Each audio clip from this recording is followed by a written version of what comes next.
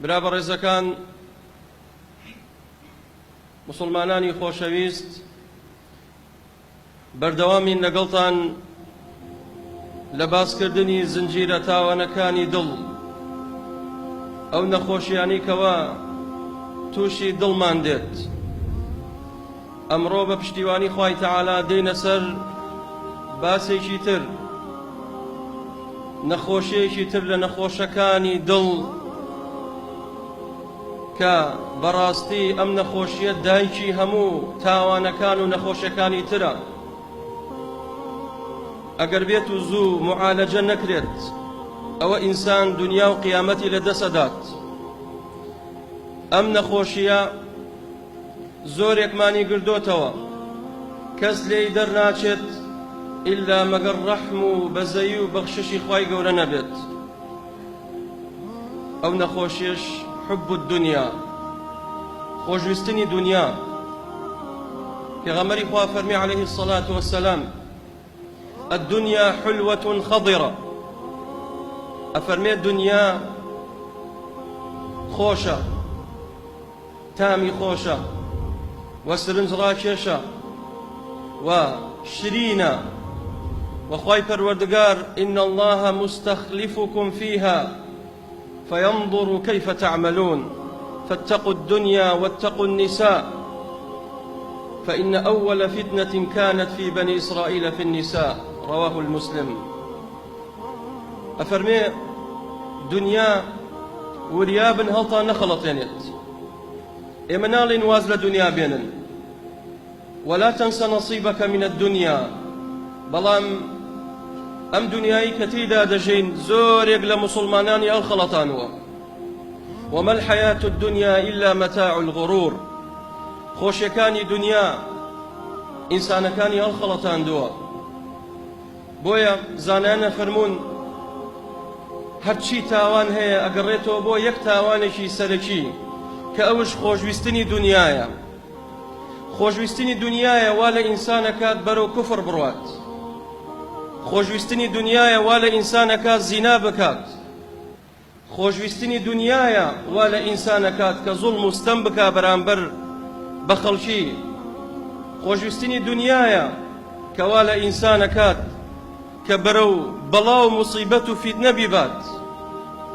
ئەوە خۆشویستنی دنیایە کەوا ڕۆژانە بە دەیان و بە هەزارەهان کەس لەسەر زەوی قەتل و عامەکرێت و ئەکوژرێت. و ئاخر ڕووداوی کە لە شاری غۆتە و لە دۆمە بە چەندەها کەس خەڵک لە ناوچوو کیمیاباران کرا، وەکو چۆن کوردی ئێمە کیمیاباران کرا، ئەو زوڵمەی لێکرا، هەمووی لە پێناوی زەعامەت و مەنسەب و حوبی دنیایە. بۆیە ئەو خەڵکە قەتل و عامەکرێت. بۆیە لە سەردەمێکە ئەژین ئەوەی کەوا نرخی نەبێت لەسەر ڕووی زەوی بریتێ لە ئینسانەکان لە سەردەمی عەولەمە و ئەلمانیەت. ئەوەی کەوا زۆر بێ نرخ بێ ئینسانە. ڕۆژانە ئینسان لە ناوەچێت، ئەکوژرێت، ئافرەتان بێوەژە نەکرێت، منداڵ هەتی وەکرێت. ئەوە لە سەردەمی عەولەمە و ئەلمانیەتە کە ئەوان چاوپۆشی لێەکەن و بۆ خۆیان سێرەکەن و چێژ لەو قەتل و عامەی مسلمانان وەرەگرن. کەواتە هەمووی لە پێناو خۆشویستنی دنیایە. بۆیە دنیا لە دنووە هاتە، لە دەناءەتەوە هاتە. دنیا واتە کەمە، خراپە، بێ نرخە، بێ قەدرە. دنیا ئەوە نییە کە ئینسان پێ هەڵبخەڵەتێت. لە بێنرخی دنیا پێغەمبەری خوا صلی الله علیه وسلم لەگەڵ کۆمەڵێک لە هاوڵەکانیە تێپەڕ بوون، ئاژەڵێکی بینی مردارەوە بوو، بۆنی لێ دێت. پێغەمبەری خوا صلی الله علیه وسلم فەرمووی: کێ ئەو ئاژەڵە مردارەوە بووی ئەوێت بە 1 درهم؟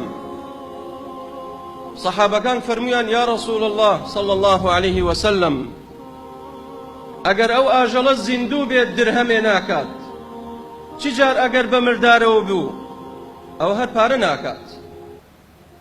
پێغەمبەری خوا صلی الله عليه وسلم فەرمووی: والله دنیا لای خوای پەروەردگار لەوە بێنرخترە. یعنی تەماشاکەن ئەو دنیایی کەوا هەوڵی بۆ دەین کە لای زۆربەمان قیمەت و قەدرێکی زۆری هەیە، بەڵام لای خوای پەروەردگار قەدر و قیمەتی ئاژەڵێکی مردارەوە بووری نییە. ئەوە دنیای لای خوای پەروەردگار. ئەگەر دنیا نرخی هەبوایە و قیمەتی هەبوایە، پێغەمبەری خوا فەرمی عەلەیهی الصەلاة وەسەلام لو كانت الدنيا تعدل جناح بعوضة ما سقى منها كافر شربة ماء. ئەگەر دنیا نرخی باڵە مێشولەیەکی هەبوایە، ئەوە خوای پەروەردگار نەیدەهێش لەسەر زەوی کافر و بێباوەڕان ئاوی تا بخۆنەوە. بەڵام دنیا بێنرخە و قەدری نییە، ئینسان بەرەو هەڵدێرە بات و ئینسان هەڵە خەڵەتێنێت.